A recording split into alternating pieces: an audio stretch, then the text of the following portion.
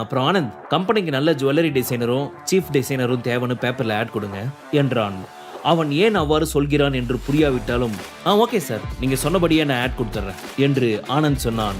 சரி ஆனந்த், நீ கிளம்பு என்ற விக்ரமின் முகத்தில் மர்ம புன்னகை தோன்றியது. 2 நாட்களுக்கு பிறகு சரவணன் வீட்டில் அனைவரும் டைனிங் டேபிளை சுற்றி அமர்ந்திருந்தனர். விக்ரம் அனைவருக்கும் அன்புடன் உணவு சமைத்திருந்தான். மாமா, நியூஸ் பார்த்தீங்களா? எவனோ உங்க அப்பா கம்பெனியை போட்டு கிடிச்சிட்டான். அன்னைக்கு எனக்கு வந்த கோவத்தில் நானே அதை பண்ணியிருப்பேன். ஆனா காந்தி அகிம்சை வழியில் நடக்க சொல்லியிருக்காரு. அந்த ஒரே காரணத்துக்காக தான் நான் சும்மா இருக்கேன் மாமா என்று விக்ரம் சொல்ல, ரேணுகா அவனை நக்கலாக பார்த்தார். அந்த கடவுள் நம்மளை கைவிடல. இன்னைக்கு நான் எவ்வளோ சந்தோஷமா இருக்கேன் தெரியுமா? அந்த சங்கர் போன வருஷத்துல இருந்து நமக்கு இல்லாத தொல்லையெல்லாம் கொடுத்துக்கிட்டு இருந்தான். ஆனா இப்போ வந்த புது சேர்மன் அவனை வச்சு செஞ்சுக்கிட்டு இருக்கிறதா நான் கேள்விப்பட்டேன். 2 நாளைக்கு முன்ன நடந்த மீட்டிங்ல தரையை தொடக்கி விட்டுட்டாராம். அதை கேட்கும்போது எனக்கு எவ்வளவு சந்தோஷமா இருந்துச்சு தெரியுமா? அது மட்டும் இல்ல, அவர் நமக்கு உதவி பண்ண முன் வந்திருக்கிறார். கண்டிப்பா நாம அவருக்கு நன்றி சொல்லியே ஆகணும் என்று சரவணன் மகிழ்ச்சியுடன் சொன்னார். அவர் முகத்தில் எப்போதும் இல்லாத மகிழ்ச்சி நிறைந்திருந்தது. ஆமாங்க, இந்த சங்கர் ரொம்ப திமிர் பிடிச்சவன். இந்த முறை தெரியாதத்தனமா ஏதோ பெரிய ஆளுங்க கிட்ட கைவரிசையை காட்டிட்டான் போல. விடுவாங்களா என்ன? அதான் அவனையும் அவன் குடும்பத்தையும் வச்சு செஞ்சிட்டாங்க. அவங்களுக்கு இதெல்லாம் தேவைதான் என்று ரேணுகா சந்தோஷமாக சொன்னார். என்ன மாமியாரே, இப்ப சந்தோஷம் தானா? இந்தாங்க, உங்களுக்காக ஸ்பெஷலா நிறைய நெய் போட்டு கேசரி செஞ்சிருக்கேன், சாப்பிடுங்க என்று சொன்ன விக்ரம் அவரின் தட்டில் கேசரியை எடுத்து வைத்தான். இதெல்லாம் ஏதோ உன்னால நடந்த மாதிரி சீன் போடுற. ஏதோ நாங்க செஞ்ச புண்ணியம் எங்க தலை தப்பிச்சது. இல்லைன்னா நாங்க உன்னால நடுத்தெருவுல தாண்டா நின்று இருப்போம் என்று முகத்தில் அடித்தது போல சொன்ன ரேணுகா கேசரியை சாப்பிட தொடங்கினார். சரி விடுங்க மாமியார், ஏதோ நல்லது நடக்குதுல்ல, அதை நினைச்சு சந்தோஷப்பட்டுக்கோங்க.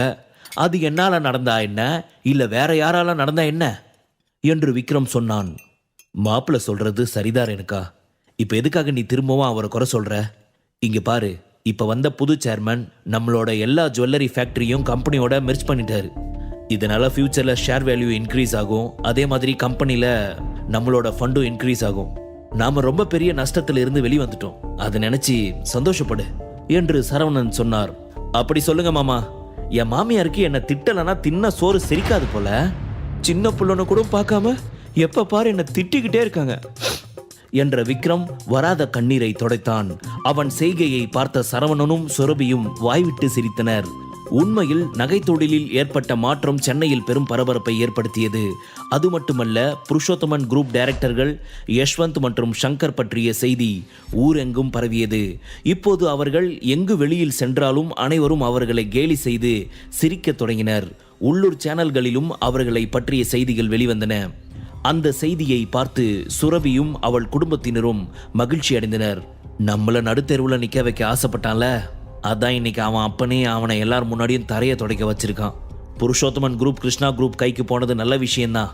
ஆனா என் அப்பா கஷ்டப்பட்டு உருவாக்கின இந்த கம்பெனியை இப்போ வேற ஒருத்தர் கைக்கு போனதை நினைக்கும் போது கொஞ்சம் கஷ்டமா தான் இருக்கு என்று சரவணன் வருத்தத்துடன் சொன்னார்.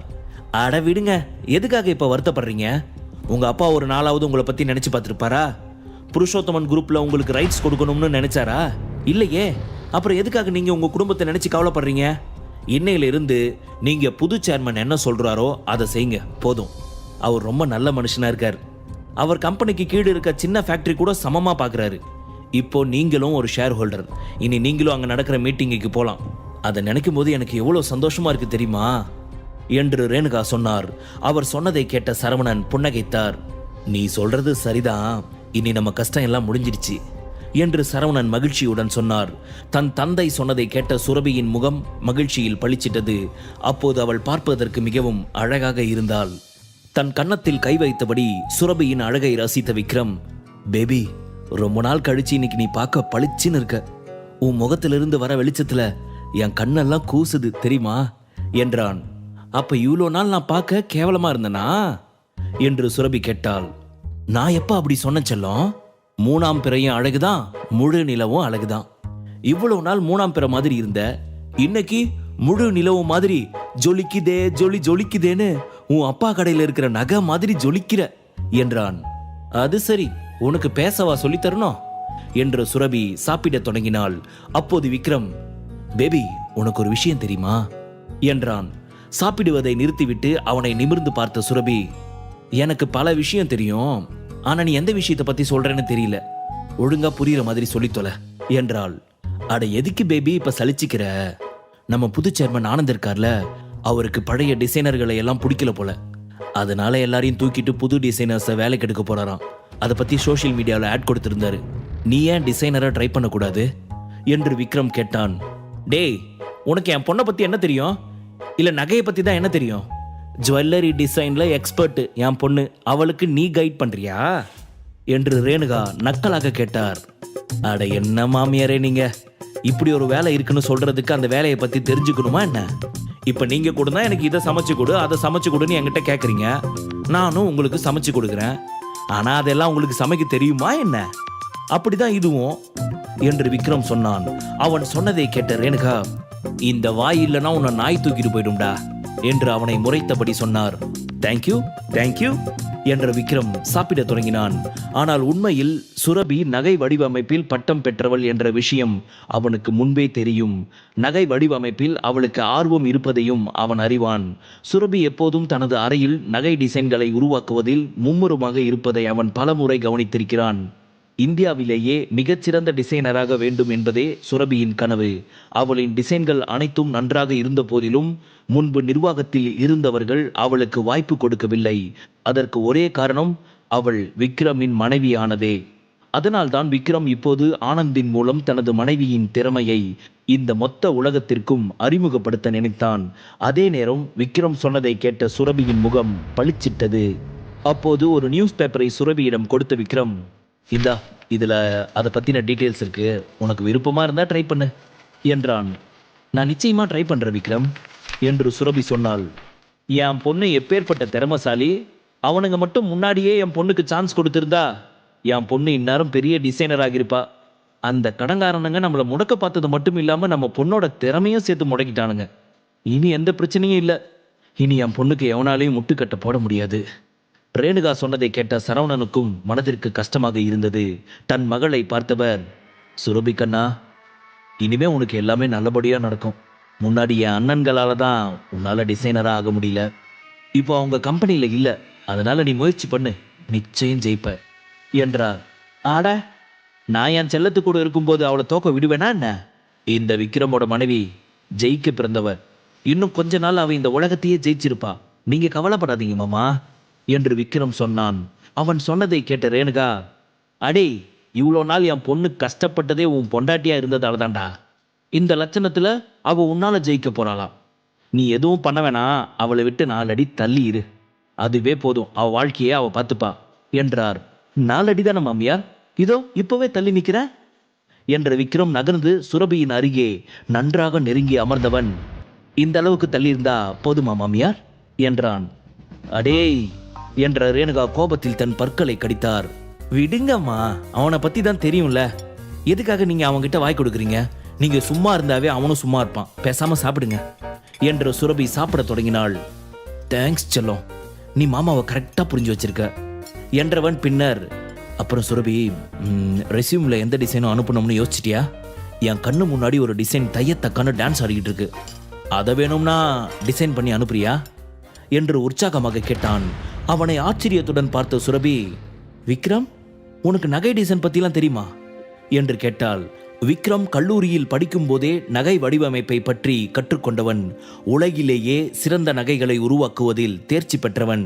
சுரபியை பார்த்து புன்னகைத்தவன், அளவுக்கெல்லாம் எனக்கு நகை டிசைன் பத்தி எதுவும் தெரியாது, சின்ன வயசுல கொஞ்சம் ஆர்வம் இருந்துச்சு, அப்ப கத்துக்கிட்டது தான், அதுக்கப்புறம் என் திறமையை வளர்த்துக்க எனக்கு சான்ஸ் கிடைக்கல என்றான்.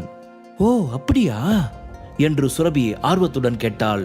பல நாட்களுக்கு பிறகு அவள் அவனுடன் சகஜமாக பேசிக் கொண்டிருந்தாள். இந்த வாய்ப்பை இழக்க விரும்பாத விக்ரமும் தலைப்பை மாற்றாமல் அது பற்றி தொடர்ந்து பேசிக்கொண்டே இருந்தான்.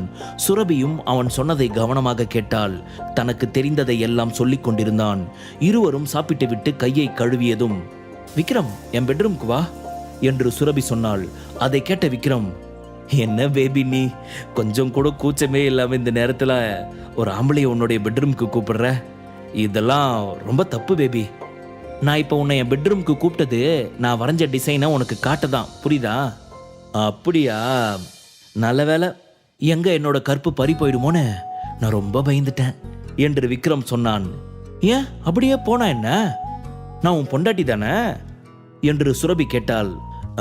பொண்டாட்டி தான், ஆனா நீ தான் என்னை எப்ப வேணும்னாலும் டைவர்ஸ் பண்ண ரெடியா இருக்கியே. ஒருவேளை நீ என்ன டைவர்ஸ் பண்ணிட்டேன்னு வச்சுக்க, நான் கைப்படாத ரோஜாவா இருந்தா தானே எனக்கு எந்த பொண்ணாவது வாழ்க்கை கொடுப்பா. அதுக்காக தான் நான் இவ்வளோ அலர்ட்டா இருக்கேன். விக்ரம் சொன்னதை கேட்ட சுரபியின் முகம் வாடியது. ஏன் என்று தெரியவில்லை. ஆனால் அவன் இரண்டாவது திருமணத்தை பற்றி பேசியதை அவளால் ஏற்றுக்கொள்ளவே முடியவில்லை. நான் உன்னை டிவோர்ஸ் பண்ணதுக்கு அப்புறம் நீ எவ்வளவு வேணும்னாலும் எத்தனை கல்யாணம் வேணும்னாலும் பண்ணிக்கோ, ஆனா அதுக்கு முன்னாடி என்கிட்ட அதை பத்தி பேசின தொலைச்சிடுவேன் என்றவள் என் பின்னாடி வா என்றபடி தன் அறையை நோக்கி சென்றாள். விக்ரமும் புன்னகையுடன் அவளை பின்தொடர்ந்தான்.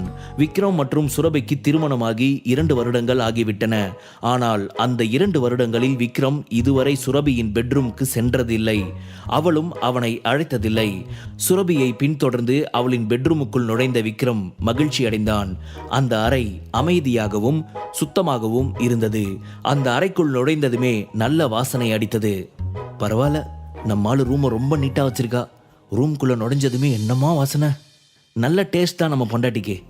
இப்ப மட்டும் இவ கூட சேர்ந்து வாராயோ வாராயோ காதல் சொல்லன்னு பாட்டு பாடி டான்ஸ் ஆடுனா எவ்வளோ நல்லா இருக்கும் என்று நினைத்த விக்ரம் கற்பனையில் மூழ்கினான்.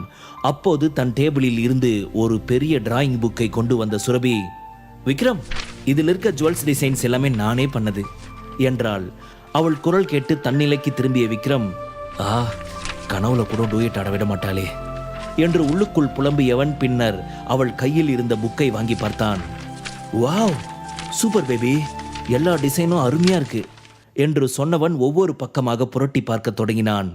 சுரபி ஒவ்வொரு டிசைன் பற்றியும் அவனிடம் விளக்கி சொல்லத் தொடங்கினாள். அவள் அதை சொல்லும்போது அவள் கண்களில் அவ்வளவு மகிழ்ச்சி தெரிந்தது. வாவ் பேபி, உனக்குள்ள இவ்வளவு திறமை ஒளிஞ்சிருக்கா என்று விக்ரம் ஆச்சரியத்துடன் கேட்டான். என்னை பத்தி நீ என்ன நினைச்ச, திறமை இல்லாத பொண்ணுன்னு நினைச்சியா என்று சுரபி கேட்டாள். உன்னை பத்தி நான் என்னென்னவோ நினைச்சிருக்கேன் பேபி, அதெல்லாம் சொன்னா நீ என் கன்னத்துல பட்டுன்னு ஒன்று வச்சு ரூம்ல இருந்து கழுத்து பிடிச்சி வெளியே தள்ளிடுவேன். வேணும்னா சொல்லு, என்ன நினைச்சேன்னு அதை அப்படியே சொல்றேன்.